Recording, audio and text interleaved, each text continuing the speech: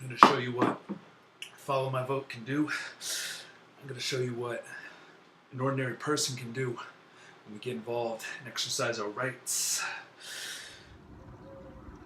Hey, how's it going? This is Nicholas with Follow My Vote. I'm here at the Pima County Hilton to do a vote audit, and I'm representing Follow My Vote. We're going to see how this vote auditing process works, and we're going to see just how transparent the whole process is. DeCamp of the Green Party of Pima County, and I'm talking about Election Integrity Commission. I'm the representative on the Pima County Board. We advise the Board of Supervisors on policies. So the way that the ballots are currently tabulated, the vote is counted, is that all of the paper ballots are assembled and run through a scanner that makes a unique image of each ballot cast and assigns a unique number. And then the scans are used to count the actual number of votes because it's easier to deal with, electronically. But then what happens is those scans are destroyed, and the vote scorecard is issued. Yes, so if there's a challenge, you can go back to the original paper ballots to check, but you cannot see the scans that were actually used to count that vote. So if there was a discrepancy, there's no way. There's a drop in the chain, in the link of accountability. Do you know why they custody. destroy the scans? So what the No, I rationale don't. is? I think they've said in the past that it's took up too much storage, but they've got solved that. It was maybe. I'll have to check. I'll have to get back to you. The better thing to do would be to ask Brad Nelson. He's the head of the Election Integrity Commission and the election office, county. Awesome. And letting you know about John Brakey and Audit Arizona, he brought a lawsuit against Pima County elections to restrain them from destroying the scans of the ballots, and that was successful. He did win that suit, so they do have to keep the scans for a while. He also wrote an email to Brad Nelson, the director, asking if he could be included in the pull of the random precincts that we're doing the hand count audit on today. And he was denied that. He also asked that the precinct by precinct total on each of the votes was posted online so that everybody knew what the targets were ahead of time, ahead of the auditing efforts. But that too was denied. Here we are, all the different groups are separating by color identically. We have Green, Libertarian, Democrat, Republican, and that. And we're all about to get started. Precincts, ballots, and contests was selected not by the county, but by the representatives of the political parties, who I'm going to introduce you here in a second. You are going to be working with your team at your table, making sure that your hand count equals the machine count, the computer count, if you will. That's still unofficial at this time. So that's the basis of what we're doing here today.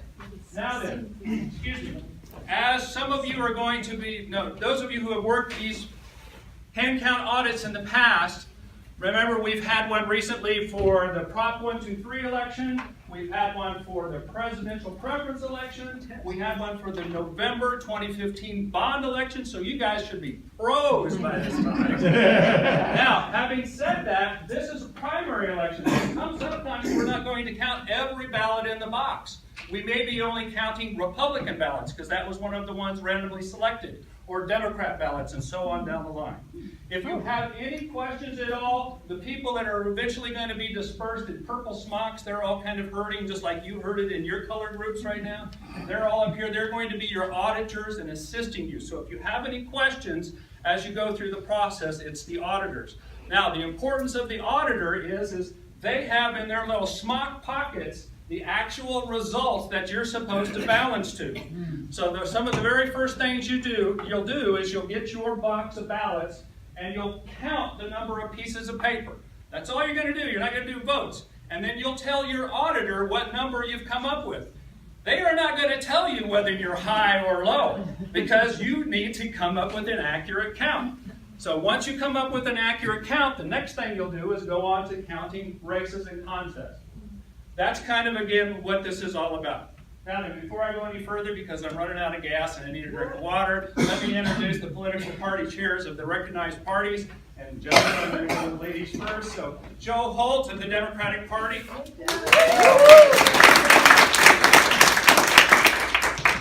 So I'm the first that gets to thank you for taking part of your Saturday out and coming and engaging in the process of democracy here. Are you as excited about doing this as I am? I'm really excited. Thanks very, very much. Ted, go Reds. Hi, I'm the chair of the Pima County Libertarian Party. Thank you all for being out here on a holiday weekend. And I hope you have fun. Leave it to you guys to decide who's next. Rock, paper, scissors. Hi, I'm Mike Cease. I'm the chairperson of the Green Party of Pima County, and I just want to say thank you to each and every one of you for being here and participating. My name is Bill Beard. I'm the chairman of the Pima County Republican Party, and you know, we talk about we the people in politics all the time, but today's the day where you are here to fulfill the promise and renew the promise of we the people. Our government is based upon the votes of the citizens. Today, you reinvigorate the notion that the citizens decide who rules us at government level, be it the federal, the state, or the local level. Today, what you do, you fulfill a promise that the Arizona Constitution outlined 104 years ago, and it said the citizens get to determine what happens with elections. They have the oversight. Acting on behalf of the citizens through the political parties, you here today ensure that we are the people and we determine what happens with our government. Thank you. Now then, one of those people who've been speaking very loudly and very authoritatively is Mary Martin. Raise your hand, Mary.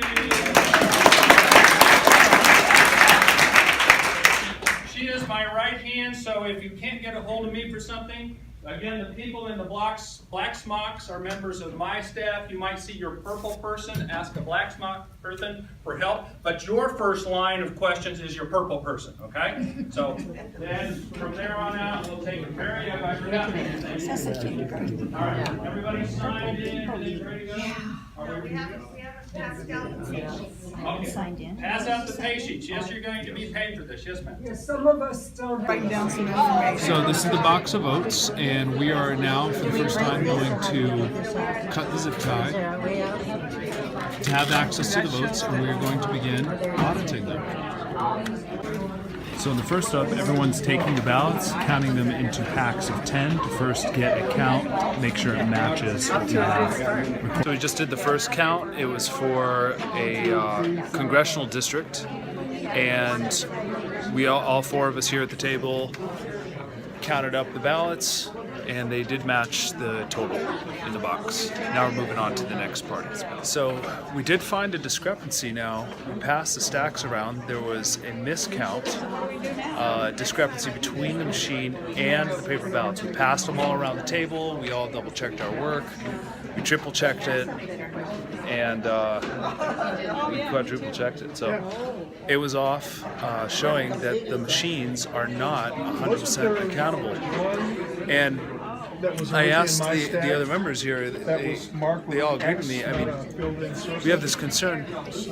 Ultimately, how do we know from when we received the box, between when it was counted at the polls, that there hadn't been any tampering? Obviously, they had been moved. It'd be interesting to find out where there could be a possible break in security, and who would be accountable for that.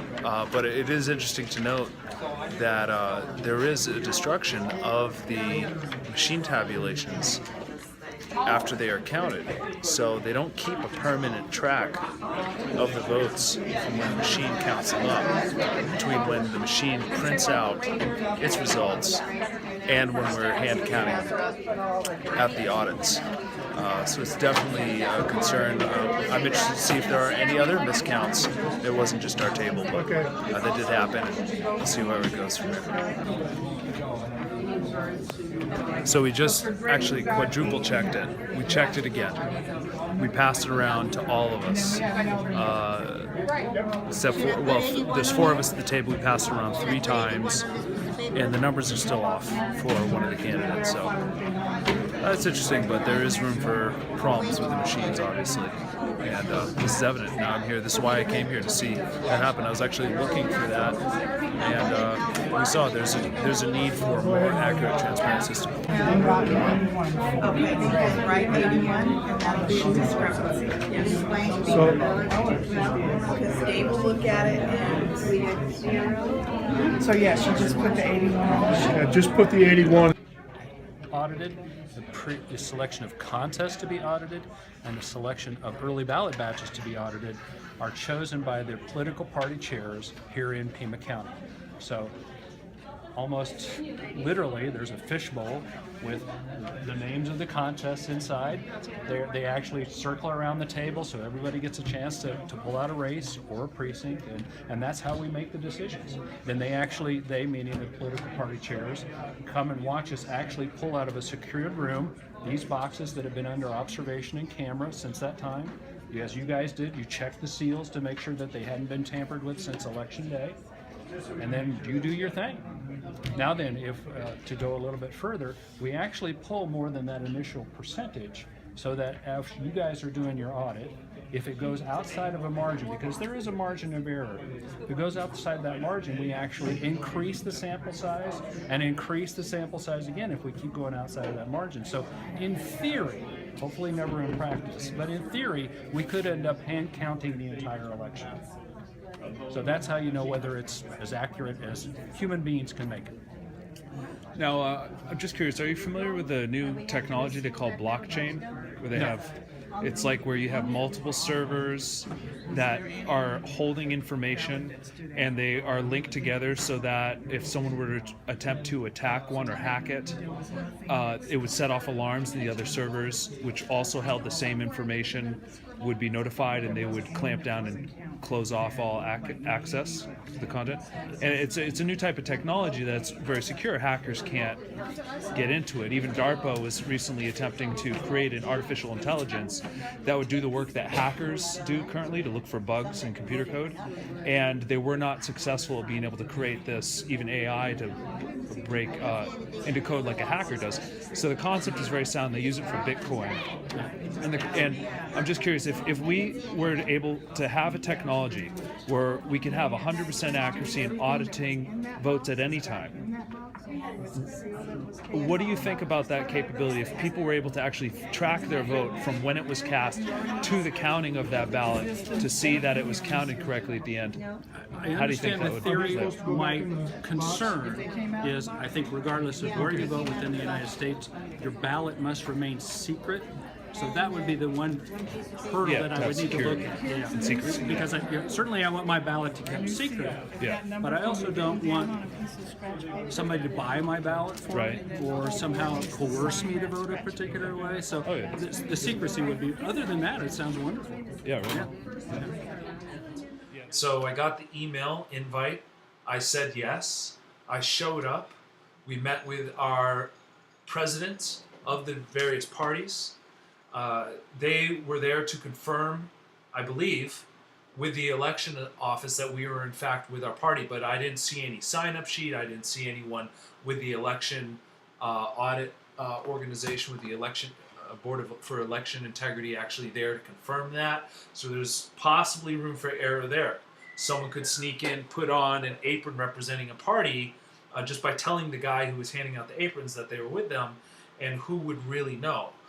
Because really, I was there witnessing. I didn't see anyone with the parties confirming that for the elections office. In fact, there was no one with the party standing there when they were handing out the aprons. The person handing the apron was alone.